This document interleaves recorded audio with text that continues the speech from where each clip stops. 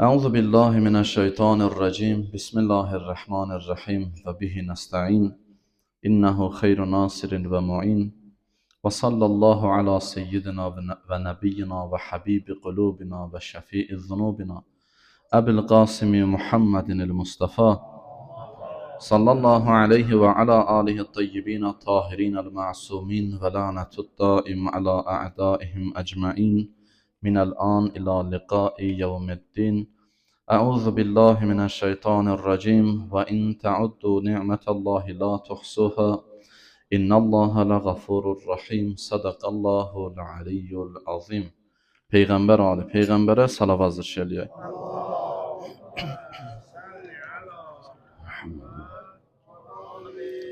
Bəli əzizlər, bu gözəl gündə cəm olmuşuq. Həm mübarək cümə günüdür, həm Həzrəti Əli Əkbərin mövlud günləridir. Bunlardan əlavə mövludla əhatə olunmuş mübarək Şaban ayıdır ki, Həzrəti Peyğəmbər salavatullah buyurur, Şaban ayı mənim ayımdır. Hər kəs bu ayda oruç tutarsa, müəyyən ibadətlər eləyərsə, istiğfar eləyərsə, qiyamət günü mən özüm ona şəfaətçi olaram ki, mötəbər hədislər var bu barədə, bu məzmunda. Mən bu mövzunu ilahi nemətlər barədə istəyirəm danışaq. Çünki Allahın nemətləri oxuduğumuz ayədəki kimi və in ta'uddu ni'mətallah la tuhsuha. Allahın nemətin əgər insan saymaq istəsə, sayıb qurtara bilməz. İstər maddi nemətlər olsun, istər mənəvi. Burada heç bir fərq yoxdur. İstər görsənən nemətlər olsun, istər görsənməyən nemətlər olsun. Bunların hər biri insanın əhəmiyyət vermədiyi nemətlərə qədər ki, insan görürsən, bəzən əhəmiyyət vermir. Elə bilirsən, elə bu olmalıdır, təbiidir. Təbii qarşıladığın nemətlər əldən çıxandan sonra insan baxır, o nemətin qədrin ondan sonra başlayır bilməyə. Mənim yadımdadır, əvvəlki günlərin birində dedi, bəzi nemətlər var ki, insanın əlinə gələndən sonra onun dəyəri bilinir. Bəzi nemətlər var ki, insanın əlindən çıxandan sonra dəyəri bilinir. Quran-ı Kərimin üslubu əsas, Quranın konteksti bundan ibarətdir ki, o nemətlər ki, əldən çıxacaq, onlar barədə daha çox danışır. Çünki əlinə gələndən sonra onsuz da biləcəksən də onun dəyəri. Bu qarşıdadır. Görürsən, Quran demir, övladlarınızın qədrini bilin. Övladlarınızı filan, övladlar filan. Niyə? Çünki övlad inşallah Allah nəsib eləyəcək, hamı biləcək, görəcək. İndi Allah verməsə bu da bir hikmətdir. Ki Allah onun əvəzində daha nələr verəcək. Ki bir nəfər şikayətləndi, peyğəmbərlərdən biri ilə rastlaşdı. Səhv eləmirəmsə Həzrət Musa əleyhissalam idi. Qarşılaşdı, dedi, görürsən mənim vəziyyətimi. Dedi, hə, görürəm. Dedi, Allaha mən ancaq vacib ibadətlərimi eləyirəm. Artıq ona zikr eləmirəm, təsbih demirəm. Nəyi vacib buyurub, onu eləyirəm. Səbəbi də budur ki, Allah məni, üzr istəyirəm, eybəcər şəkildə yaradıb. Gözəl simaya malik deyiləm. Və bunu Allaha deyərsən. Ki, mən ona ancaq, yəni xoşum gəlmir ona nəuzubillah ibadət eləməkdən. Məni belə yaratdığına görə mən boynumda olan vəzifələri ancaq icra edirəm. Həzrəti Musa əleyhissalam getdi Allahla danışığa. Allah Teala buyurdu, ya Musa, sənə nə dedi filan kəs? Dedi, ilahi, mən xəcalət çəkirəm. Dedi, yox, sənə deyib o, sənə bir əmanət verib, o əmanəti çatdır. Get ona denən, mən ona qiyamət günü bir gözəlliyi verəcəm. Bütün bəşəriyyət qibtə eləyəcək o gözəlliyə. Baxacaq, deyəcək, ilahi, bizə də bu nemətləri bəxş elə. Yəni, bəzən insan olur, müəyyən nemətlər dünyada əsirgənilir onunla. Bu insanın öz xeyrinədir. Bu insanın özünə xeyirdir, faydalıdır. Bəzən insana o verilsəydi, bəlkə də yolunu azacaqdı. Ki, eşitmisiniz deyir, mollanın 2 dənə buzovu var idi, biri açıldı, qaçdı. Molla da başladı o biri buzovu döyməyə. Dedilər, ay molla, bu yazığın günahı nədir? Dedi, siz tanımırsınız, bu açılsa o birindən də bərk qaçacaq. Bəzən Allah məsləhət bilir, müəyyən o hədd qoyur, müəyyən nöqsanlar qoyur. Deyir, bu bəsdir, sən buradan o biri tərəfə keçsin, səni heç kim saxlaya bilməz. Sənin tuğyanın, sənin fitnin, cəmiyyəti ola bilsin. Yəni, bu Allahın bir hikmətidir ki, biz ona görə də xüsusən təşəkkür eləməliyik. Ona görə məsumların dilində, dualarda, münacatlarda belə ilahi, məsləhət bildiyin nemətləri mənə ver. Ya Rabbi, Rəbbin mənası elə budur. Məsləhət bilən, məsləhət bildiyin verən, məsləhət bilmədiyin, məsləhətimə uyğun olmayanı mənə verməyən, mənə bəxş eləməyən. Görürsən, insana verilən nemətlər, görürsən, Quran danışmır, övlad belədir, nəvə şirindir, filan kəs belədir. Niyə? Çünki sənin həyatın qarşıdadır. Sən övladın da şirinliyini görəcəksən. Allah bütün övlad arzusunda olanlara salih və salihə övladlar nəsib eləsin inşallah. Ailə qurmaq arzusunda olanlara da Allah salih və salihə ailə yoldaşı nəsib eləsin inşallah.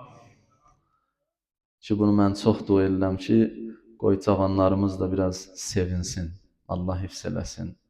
Həqiqətən də Allah ailəli olub ibadət eləyənlə subay ibadət eləyənin ibadətlərinin fərqi var. Bu özü də başqa bir mövzu. İnşallah bu barədə başqa bir vaxt danışarıq. Allah təbarək və Teala görürsən valideyndən danışır. Niyə? Çünki valideyn əlindən çıxandan sonra biləcəksən dəyərin. Deyir ki, bu neymətdən müğayət ol. Çünki bu sənin sabah əlindən çıxandan sonra heç bir şey onun yerini tutmayacaq. O sənin behişdindir, o sənin cənnətindir, o sənin gözəlliyindir. Ki, insanlar ömür boyu arzulayıblar ki, kaş mənim də bir valideynim olaydı, dünyaya qaydaydı, mən onun xidmətində duraydım, xidmət eləyəydim. Ona görə buyurur, çalışdığınız qədər وَلَا تَقُلْ لَهُمَا اُفٍّ وَلَا تَنْهَرْهُمَا. Ona görə onlara uf belə deməyin, onları qovmayın, onları acılamayın, onları kənarlaşdırmayın. Öz rəhmət qanadlarınızı onların üzərinə açın ki, onları öz mərhəmət qanadlarınızın altına salın.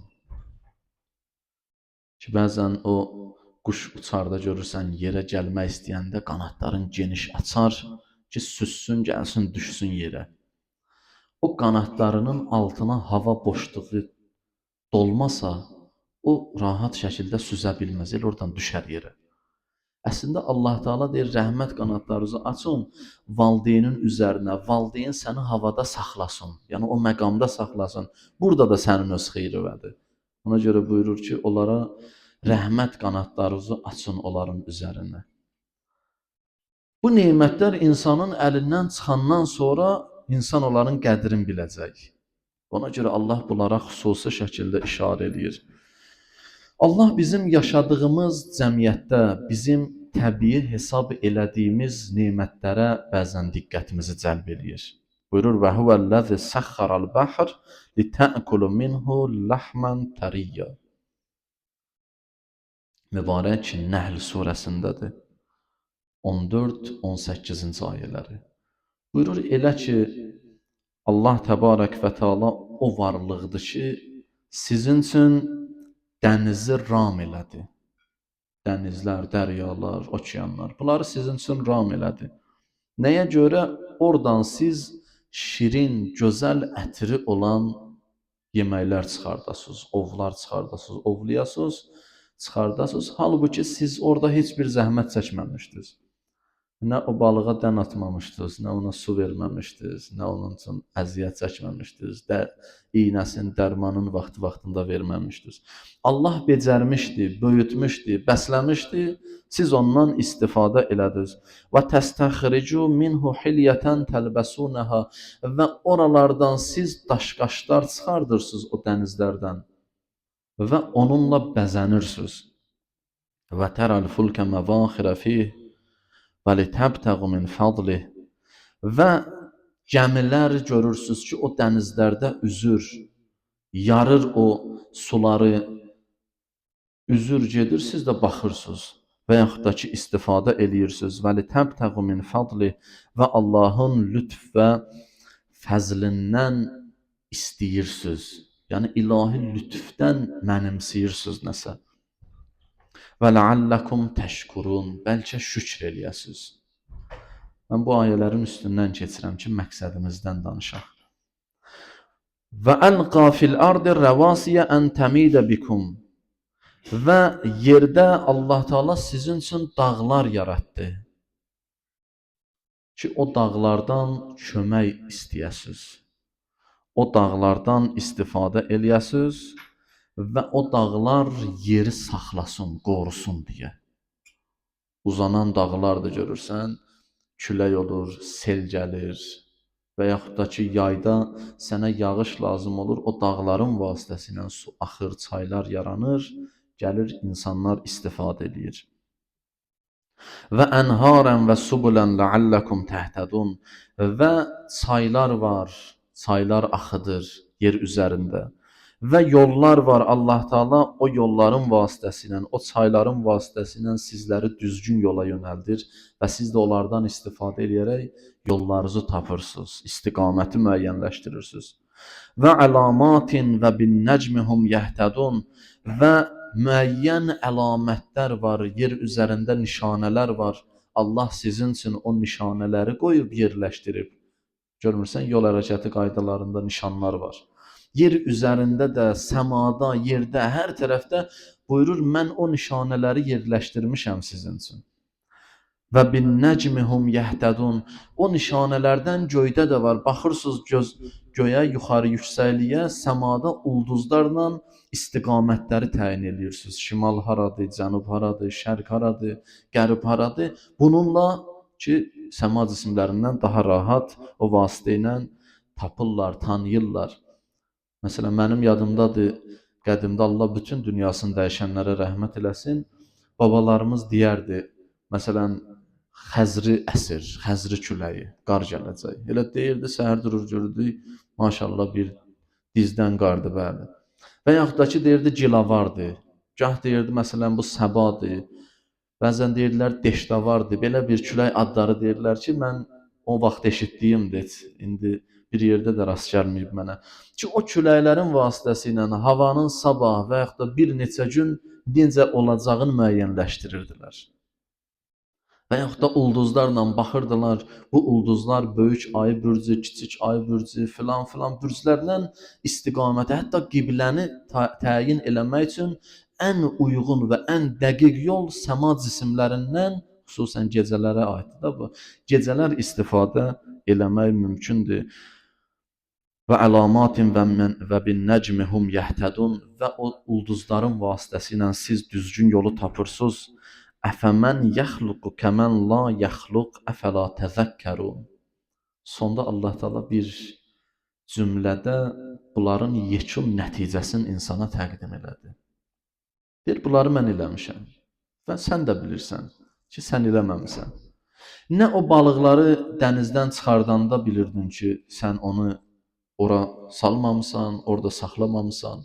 Nə bu çayları sən axıtmamısan, nə bu dağlar küləkdə, tufanda, müəyyən o zəlzələdə və s. o problemlər zamanı o dağlar qoruyurdu o cəmiyyəti. Görürsən, əhatə eləyib və yerin mismarları adlandırır Allah Quran-ı Kərimin başqa ayələrində. Qoruyub saxlayır səni. Hamısı sənə xidmət edir. Bunların hamısını sən bilirsən. Sonra Allah Teala buyurur, Əfəmən yəxluq kəmən la yəxluq. Yaradanla yaratmayan eynidir. Bir sual verir bəşəriyyətə.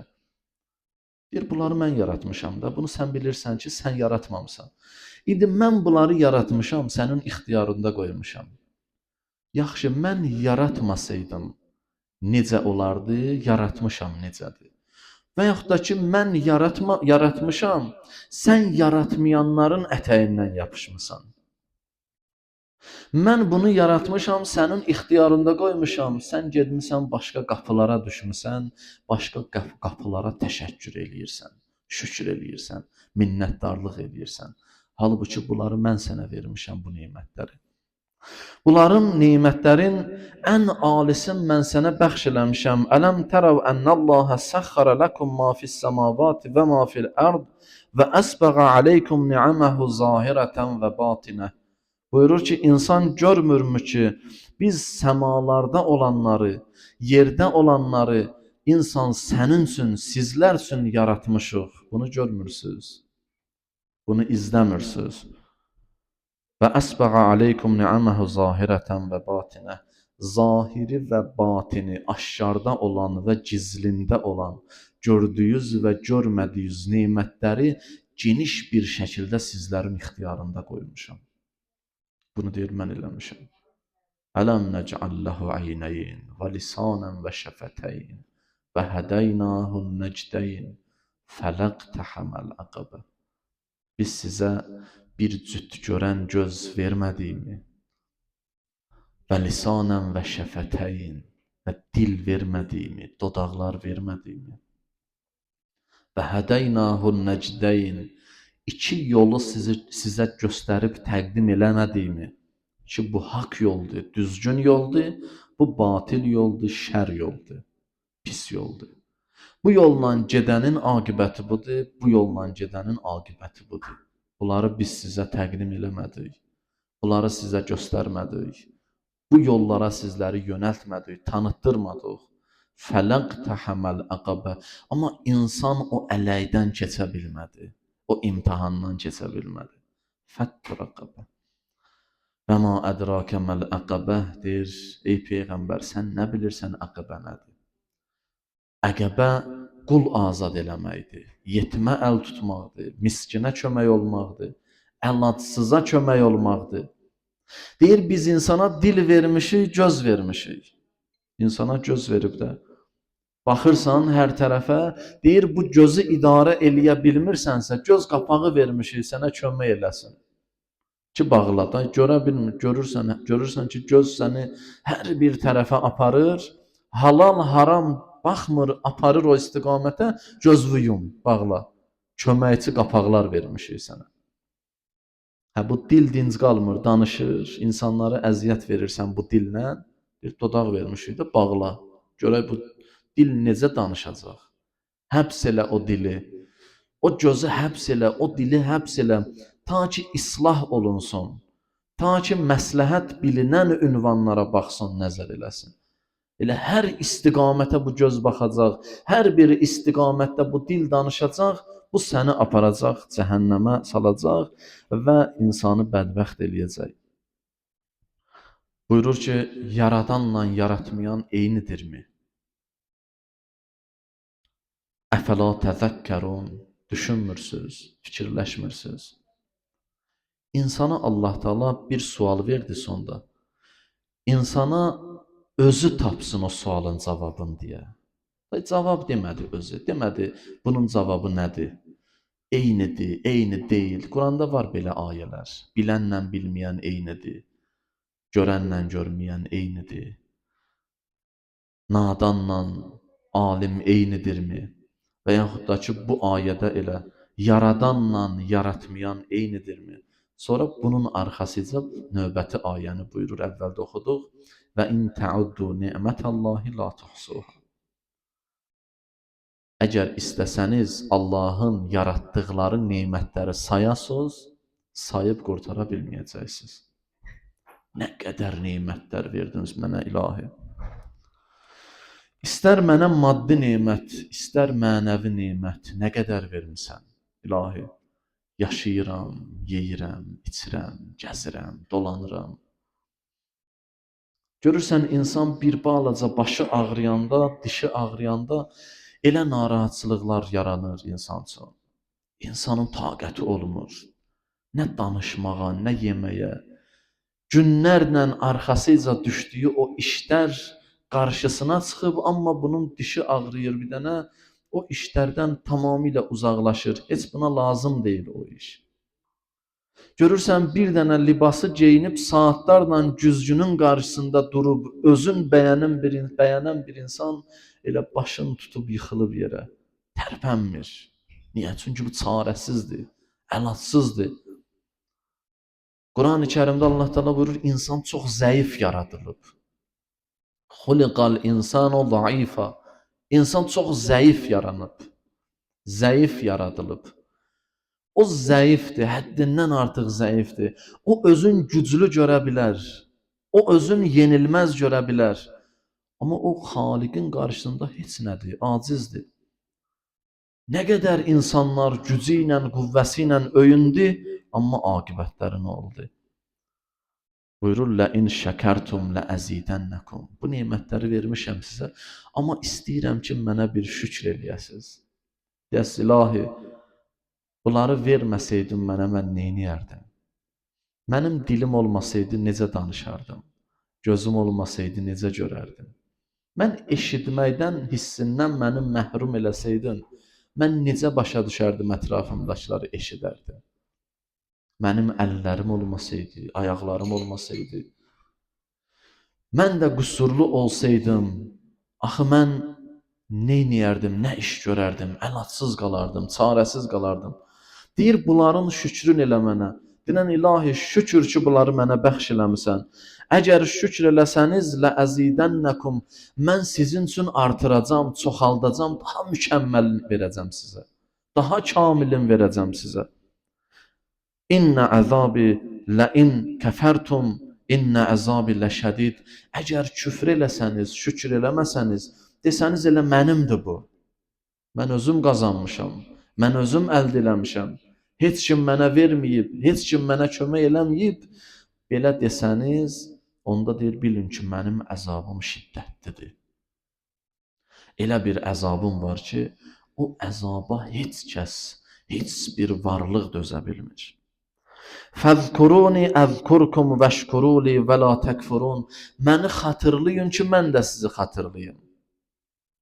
İlahi, mən neynəməliyim? Deyir, heç nə, mən istəyirsənsə mən də xatırlayım, unutmayım səni, yaddan çıxartmayım səni, sən də məni xatırla. Mən necə xatırlayım? Deyən, ilahi, şükür sənə. Mən vacib eləmişəm, müəyyən namazı filanı. Namaz qıl, səcdə elə mənə. Səcdələrvi uzat, düş səcdiyə denən Subhanə Rabbiyəl ə'la və bihamdih. İlahi, mənim Rəbbim pakdır, nöqsansızdır, qüsursuzdur. Mən onu uca bilirəm və ona səcdə edirəm. Bununla öyün. Bu fəxr olması bir işdir. Düş səcdiyə. Rəbbivin, belə deyək, Rəbbinlə özünü munis bil.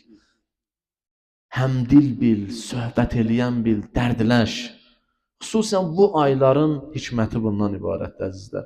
Bu aylarda insan gərək bir Rəbbi ilə otura, danışa, bir xəlvətə çəkilə, söhbətləşə, bir tövbə eləyə, istiğfar eləyə. İmam Sadiq əleyhissalam buyurur, hər kəs bu ayda tövbə eləsə, 70 dəfə istiğfar eləsə, Allah Teala onun məişət problemlərini həll edər. Məişət problemlərini həll edər. Və hər kəs bu ayda 70 dəfə istiğfar eləsə, tövbə eləsə, əleykum salam və rəhmətullah, Allah təbarək və teala onun bütün günahlarını bağışlayar. 70 dəfə deyir, gündə tövbə elə. Deməyə, əstəğfirullah Rəbbi və ətub ilə, təsbih fırrat, göz getsin harama. Elə dildə bir şablon kəlmələr kimi çevrilsin. Əstəğfirullah, əstəğfirullah. Belə yox, düşünərək dedin, ilahi, mən səhv eləmişəm, mən xəta eləmişəm, mən səni tanımamışam. Səndə nələr var imiş, səndə nə gözəlliklər var imiş. Əlhəmdülillahi Rabbil aləmin. Həmd, gözəllik, bütün gözəllik və təriflər səndəymiş, mən başqa ünvanlarda axtarırdım. Səndəymiş hamısı, mən başqa yerləri gəzirdim. Bir ömür gəzdim, dolandım, heç yerdən tapa bilmədiyimi sonda səndən tapdım ki, mənə mənəvi aramlığı verirsən sən. Mən bugün məclisdə də danışdım, hüzur məclisində. Bugün yanınıza gəlir bir neçə 10 illik bundan əvvəl. Heç psixoloqa müraciət edən var idi. Heç ehtiyac da yox idi. Heç o qədər də psixoloqlar yox idi. Bəlkə də olub, amma mən eşitməmişəm. İndi bir neçə nəfər saylası qədər olardı. İnsanların ehtiyacı yox idi o qədər də. İndi insanlar bir-birindən küsüb, kənara çəkilib, heç kimdən ünsiyyətdə deyil. Heç kimi dinləmir. Heç kimə qulaq asmır. İnsanlar bir dənə qulaq asana ehtiyacı var ki, gedir bir nəfərə pul verir, deyir, sən Allah mənə qulaq as. Psixoloq nə edir? Qulaq asır da. İnsanın dərdinə qulaq asır, nə olub? Sonda bir qərar verir ki, bir rəy, sən bunu elə, bunu elə, bunu elə. İndi bir dənə də 2 dənə də sakitləşdirici dərman yazır, yazmır. Bunu elə düzələcək. Amma bizim problemlərimiz nədir? Bizim problemimizin kökündə bu dayanır ki, insan Rəbbi ilə ünsiyyətdə olsa və Allahın baxışı ilə cəmiyyətə baxsa, ona nə psixoloq lazım deyil, nə də ki, mənəvi bu problemlər, boşluqlar onda təzahür eləməyəcək. Bu insan qalıb girinc, giriftar. Görürsən, bəzi xarici ölkələrdə stres atırlar da, deyirlər, xüsusi bir yerlər var. Məsələn, elə bir qapalı yerlərdir, daha doğrusu boş yerlərdir ki, biraz yaşayış məntəqələrindən kənarda. Bunlar gedirlər, orada üzr istəyirəm, var gücləri ilə qışqırırlar, çığırırlar, güya stres atırlar bunlar, aramlaşırlar, rahatlaşırlar. Gəlirlər evə, yenə də həmin şeydə, indi bir-iki, bunlar elə bilir, bununla düzələcək. Əla bi zikrillahi tətməinnul qulub. Bir dənə Allah aksiyoma verib bizə, bir düstur verib. Deyir, bilin, nə qədər yerlərə getsəniz, nə qədər qapılara getsəniz, nə qədər həkimlər gəzsəniz, sənin qəlbivin və ruhuvun bir dənə aramlığı var. Onu doldura bilməsin, nə qədər yerlər, həkimlər gəzsin, qapılar, xəstəxanalar gəzsin, sən mənəvi aramlığı əldə edə bilməyəcəksən. Nə qədər rahat yerlərdə yaşasın, tapa bilməyəcəksən bunu. Çünki sənin bəzən danışmağa ehtiyacın var, bəzən də dinləməyə ehtiyacın var. Görürsən, uşaq söz deyir, valideyn qulaq asmır. Uşaq böyüyür, boya başa çatır. Sonra valideyn söz deyir, uşaq qulaq asmır. Dünya budur da, dünya nə verirsən, onu qazanırsan. Nə verdin cəmiyyətə? Zəhərətil fəsadu fil bərri vəl bəhr bima kəsəbət əydin nas. Quran-ı Kərim buyurur, quruda və suda nə qədər fəsad var, nə qədər fitnə var, hamısı dənizdə olsun, istər adi bir yerdə, quru yerdə olsun. Nə qədər fəsad var, insanların əlinin zəhmətidir. İnsanlar öz əlləri ilə qazanıblar həmin o fəsadı. Yəni, sən eləmsən onu. Haradasa bir nəfərin ayağına bir şey batıbsa, bir daş dəyirsə, onu ya mən atmışam, ya sən atmışsan, ya həmin adam öz atıb. Ki, bu insanların öz əməli ilə, öz əməyi ilə daha doğrusu bu nəticələr ortaya çıxıb. Gedir, qışqırır, çığırır ki, bu stres atır, boşaldır qəlbin, ruhun. Gəlir yenə həmən şey. Amma insan nə etməlidir? İnsan o stresi, aramlığı zikirlə əldə edə bilir. Bir Subhanallah deməklə insanın ruhu, əgər həqiqətən də o sözün başa düşüb, dərk eləyib desə, insanın bütün ruhu boşalır, paklaşır. Həmin o stresdən, o gərginlikdən, Allah göstərməsin, həmin o nəticəsi intiharla nəticələnən o haldan insanı o zikirlər al. Quran-ı Kərim buyurur, əla bi zikrillahi tətməinnul qulub. Bilin ki, qəlblər Allahı zikr eləməklə aramlıq tapır, rahatçılıq tapır. Həzrət İmam Sadiq əleyhissalam buyurur, siyamu şəhr Şaban zuxrun lil abd yevməl qiyamə. İndi bir nəfər oruç tutarsa mübarək Şaban ayında, hökmən o demək deyil, elə bütün ayı tut. Nə qədər bacarırsan tut, bir gündə tutsun. Həzrət buyurur ki, Şaban ayının orucu qiyamət günündə bəndə üçün ən böyük azuqədir. Ən böyük azuqədir. Və ma min abdin yuksiru siyamə fi Şaban illa əslahallah əmrə məişəti. Buyurur ki, hər kəs mübarək Şaban ayında bir gün oruç tutarsa, daha doğrusu orucun çoxaldarsa, yəni bir gün, 2 gün, nə qədər çox tuta bilərsə, nə qədər imkan daxilində artıq tutarsa, Allah təbarək və taala onun o qədər məişət işlərin yoluna qoyacaq. İstər maddi, istər mənəvi. Məişət problemlərini həll edəcək. Hər şey deyir yoluna düşəcək. Və kəfahu şərrə əduvvi və düşməninin şərrindən Allah ona kifayət eləyəcək. Yəni Allah onu düşmənin şərrindən amanda saxlayacaq. Və inna ədnə ma yəkunu limən yəsumu yevmən min Şaban ən təcbə ləhul cənnə. Şaban ayında oruç tutanın ən kiçik və ən aşağı mükafatı, ən az mükafatı Allah Taala onu cənnətlə müjdələyər. Ki Allah behişti ona bəxş eləyər. Bu mübarək Şaban ayında, sonra İmam Sadiq əleyhissalam buyurur, kim 70 dəfə istiğfar eləsə, Allah onun nə qədər günahı var bağışlayar. Həzrət Ardica buyurur, hətta ulduzların sayı qədər günah eləsə, Allah onu bağışlayar. İndi Allah o nimətləri bizə verib. Nə qədər nimətlər dedik, saydıq. Hələ bir neçəsini dedik də. Allah dedi, sayıb qutara bilməzsən, ona görə biz də saymadıq. Onsuz da qutara bilməyəcək. Nə qədər nemətlər bizə verib, bildiyimiz, bilmədiyimiz, qarşımıza çıxan ya çıxmayan, hələ bundan sonra qarşımıza çıxacaq nemətlər, gözəlliklər, verib ki, rastlaşacaq, zaman gələcək, o qarşımıza çıxanda deyəcək, ilahi şükür sənə. Bax, həmin o nemətlərə qədər, bildiyimiz, bilmədiyimiz nemətlərə qədər, bunların hamısını verib, yenə də kifayətlənmir. Deyir, insana xüsusi vaxtlar verirəm ki, onun ibadətin, itaətin, məqamın daha da yüksəldəcəm. Şükür, bir dəfə şükür eləyəcək, mən dəfələrlə artıq şükrün savabını bəxş eləyəcəm ona. Allah Teala Həzrəti Davud əleyhissalama dedi, ya Davud, niyə mənə şükür eləmirsən? Davud əleyhissalam dedi, ilahi, mən sənə şükür eləyirəm, amma sənə şükrün ədasını icra eləyə bilmərəm. Şükrün haqqını ödəyə bilmərəm. Bir halda ki, sənə şükür eləməyin özünün bir şükrə ehtiyacı var. Özünün şükrə ehtiyacı var. Ki, mənə nəsib elədin şükür eləmək, ilahi, bir də ona görə şükür. Bir də ona görə şükür. Bu da sonsuzluğa gedib çıxır. Deyir, ya Davud, əgər onu başa düşürsən, dərk eləyirsənsə, bu mənə ən böyük şükürdür. Ona görə Allah təbarək və təala buyurur, insan düşünsün, insan fikirləşsin.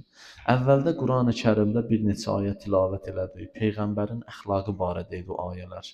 Və innəkə lə'alə xuluqin əzim. Və bu günlər Həzrəti Əli Əkbərin mövlud günləridir. Həzrəti Əli Əkbərin məqamı bir cümlə deyim, İmam Hüseyin əleyhissalamın sözü və sözümü yekunlaşdırın. Həzrət İmam Hüseyin əleyhissalamın dilindən Əli Əkbərin barəsində bu cümlə çıxdı. O Həzrət buyurdu, əşbəhən nas xəlqən və xulqən və məntiqən bi rəsulik və izəştəqna ila nəbiyyik nəzərna ila vəcih. Dedi, ilahi, şahid ol, döyüşə indi elə bir şəxs gedir. Həzrət Əli Əkbər meydana gedirdi. Döyüşə indi elə bir şəxs gedir. Sənin bəndələrin arasında, məxluqlar arasında, insanlar arasında özün duraid elədi. İnsanlar arasında həm görünüşdə, həm əxlaqda, həm də danışıqda sənin peyğəmbərinə ən çox o oxşayır, o bənzəyir. İlahi, elə ki sənin peyğəmbərin üçün, babam peyğəmbər üçün, sənin peyğəmbərin üçün darıxdıq biz, nəzərna ila vəcihi, onun simasına baxırdıq. Ki, peyğəmbərin ətrin, peyğəmbərin qoxusun ondan alaq. Ki, Həzrəti Əli Əkbərin Allah şəfaətin bizlərə və cəmi dünyadan köçənlərimizə şamil eləsin.